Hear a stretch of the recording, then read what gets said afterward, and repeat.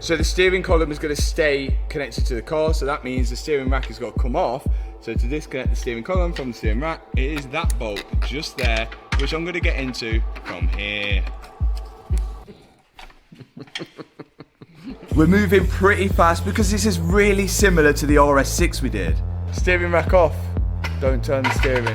Now my dad's disconnecting the electrics for the gearbox.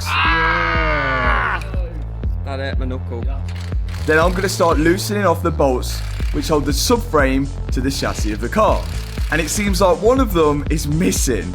Well, it's still there, it's just snapped off because it looks like the chassis is completely ripped out the bolt.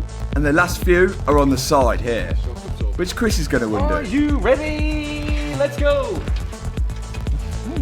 Next up, make sure all the electricals are disconnected at the top, and I know exactly where they are because we did it in the RS6. But they were actually better placed than the RS6. All the electrical connectors were sitting on top here with the engine ECU. Lamborghini! Which made things way easier. Chris started removing all the plugs for the engine ECU. I then pulled the ECU out of the way. My dad disconnected the fuel line. Whoa! Whilst me and Hannah disconnected some more wiring which needed to come off. We've got to take this frame off here just to get to that little nut behind there. To get the strut out. That's so stupid. That is a silly design. Not a good design, but people wouldn't get jobs if everything was easy, would they?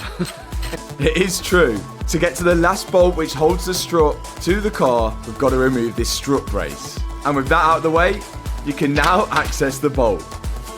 Yes! Hannah started loosening off the bolts for the strut on the other side. And once she's done that, she's going to move over to the right hand side and remove the bolts for that one. That way the engine, the gearbox, and all the suspension could be lowered down all as one whole piece.